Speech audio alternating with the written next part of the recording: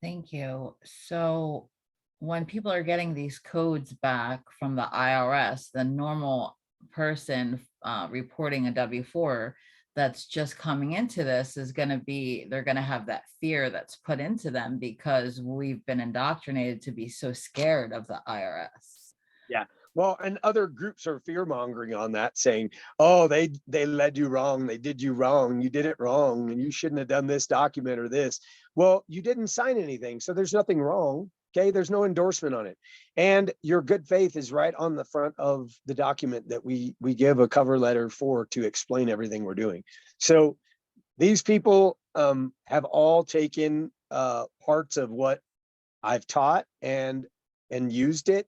Um, there's people that claim that this was their process in the beginning, and I laugh at that because I didn't know that they were around before the IRS, and they actually they must have given the IRS the idea because and the IRS adopted it. So I mean, they should be getting some sort of credit, I would think, if they know who they are, but apparently that's an issue too. So we won't get into that, but Oh, thank you. Thank you. So, I'm sorry that I went over, but I'm just bringing more questions. So an indication of a receipt you said earlier. So if I get a receipt from a store, is that an indication that I have something in trust since there is well, no, let me ask you this. In 1933, 1934, when they were issuing silver certificates and you brought silver up to the window, what did they give you? a receipt? So the receipts are an indication that you left something behind. Receipt is a proof of something, yes, of a deposit of something that someone somewhere is entitled to when they have the knowledge. Okay, thank And I you. will tell you, just by default, as I said, when you drop off something without instructions, those who are privy to the knowledge can go back and claim them. If you don't claim them, they default to the state. So when you go and are doing receipts, these are businesses that are tied to the Secretary of State. The Secretary of State is a state of whatever, which is the property of or a subsidiary of the District of Columbia. So it's all one company you're doing business with, even though you have all these subsidiaries. And even if you create your own company, you are the United States because your company is registered and titled to them. They give you permission to operate in their commerce world.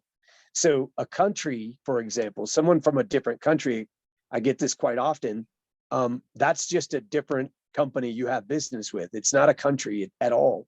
It's a different company, and people get naturalization paperwork and come over here to be doing commerce in this company. It's not a country. So being clear on that, and this can be done, you can fix all this with naturalization as well. People from different countries are running into problems. So that can all be fixed. It's just a matter of a record once you learn who you are. So it sounds to me that you're saying that we're all foreign.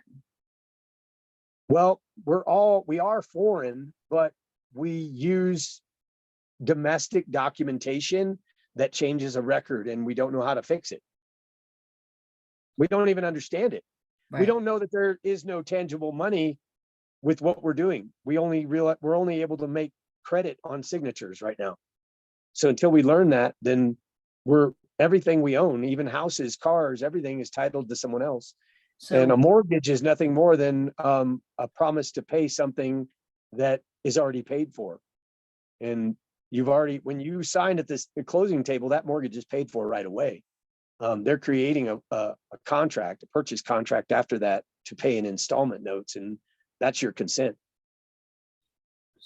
so you're saying here that n- not most of the world don't know that they don't own their home, right?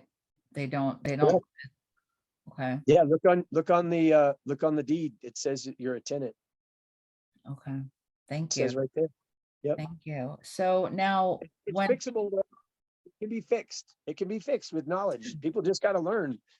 all this stuff can be fixed. It's just a matter of having the knowledge and investing a little time in yourself, and reading. You got to read, you got to learn, because everything is hidden in, well, you'll find hidden in history, but In the even the book. history books are hidden. The stuff in the history's been hidden through revisions of books. Do you have a suggestion for people? Could you name one or two books that people could start reading into to learn a little bit about this stuff? Um, well, The Art of Passing the Buck is a really good book. Um, I really dig that. There is the learning equity, is key. People got to learn that all of the things that were organic, the truth is always going to be the truth. Everything else after that is color of law. So they're going to change the color to be whatever they want it to be, but the truth is always the truth. So when you learn to speak the truth in a way that is above and superior to their communication, then we have an advantage, and we can do things beyond what we ever imagined.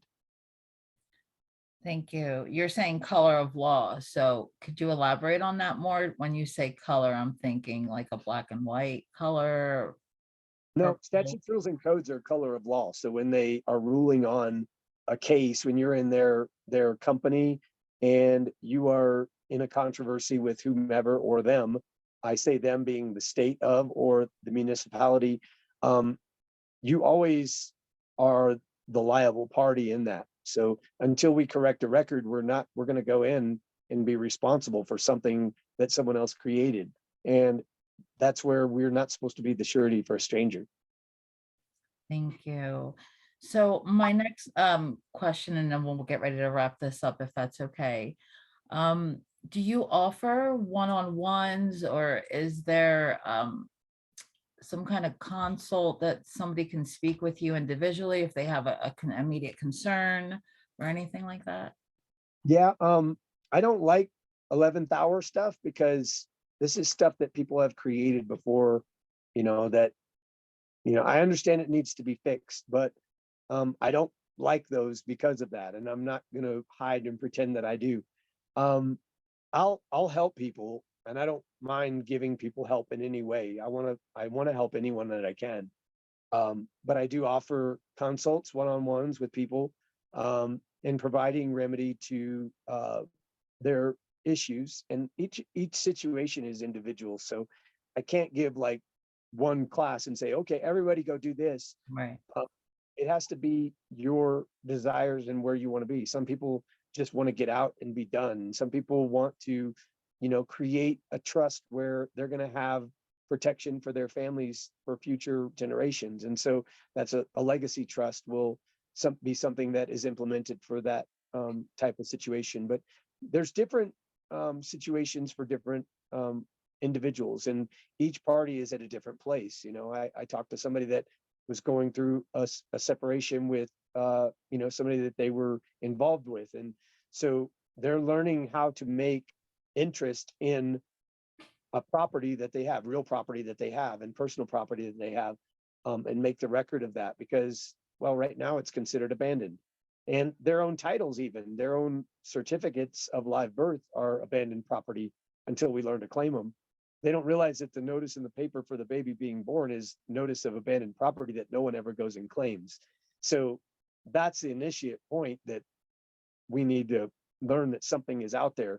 And those notices are just, even the most subtle things, when you hear an announcement on the TV news about something that's really big and change, it's a notice to see if people are going to object.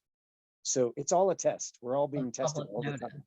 Yeah, we're all being tested to see if we know who we are. And if we know who we are, we're not going to stand for someone to oppress us. We're not going to stand for that. In fact, we have unlimited credit, but we're issuing credit without any sort of stipulation on how to use it. So it's being used against us to oppress us through voters registration applications, through any type of application for driver's licenses, making you trustees of the state. So that's why we're required to register our vehicles, our children, because when we register things, we're giving them away. Yep, you're surrendering ownership to them for someone else to control, and you become a secondary party, or secondarily eligible to whatever that benefit is. Thank you. So I get my last question to end this today would be, from my comprehension, there's several types of trusts out there. One would be able to contact a lawyer and say, hey, I want to set up a trust. Can you explain the difference in the two for me before we end this, for people to comprehend? So your comprehension of trust needs to be brought to an attorney if you're going to have an attorney do it. But you have to know how you want it done. You have to tell them how you want it done, because they don't know the equitable trusts, or if they do, they're not going to share it with you to do. So you have to be able to explain who you are, and you have to be able to, well, let me just say, the means that I teach you is going into equity so that you can go and receive the ownership of the title from the people that created it. So they're actually surrendering the title. And with that surrender, they create a trust based upon your wishes, because you know what you want, because you know who you are. That's where the key to all of this redemption comes in. Thank you. Thank you so much. I'm really grateful that you sat down to do this interview today, and hopefully people will reach out to you and follow through with this process and learn more about who they are.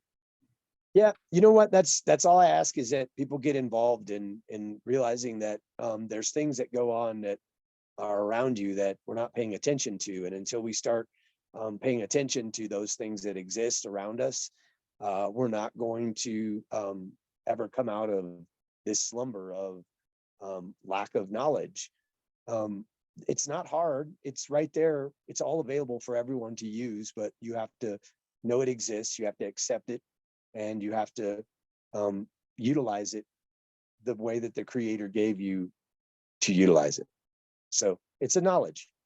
Thank Everybody can get it. So it's like, come out of her, my people. So that's what you're teaching. Absolutely. Come out of her, Yep. my people. Thank you. Yep. So, okay, would you, my last question, if you don't mind, would you entertain another interview, maybe later down the road? Yeah, we can talk about that. My schedule is like super busy, but No worries. we'll do what we can. Yeah, I mean, we've got I got classes that I teach every Sunday, and then we've got I'm also on the open mic 5 days a week. I try to do that Eastern, 5 p.m. Eastern time, and that's on Telegram. So we'll have links to that stuff on the website so people can get to that. And I'll make sure I put links too in the bottom of the interview so people can click on it and go right to your website and to the Telegram group. Outstanding. Outstanding. Thanks, Awesome. Stacey. Thank you so much, Patrick. Thank you, Jesse. You're welcome. Bye-bye. Oh, wait. Bye-bye. Let me see.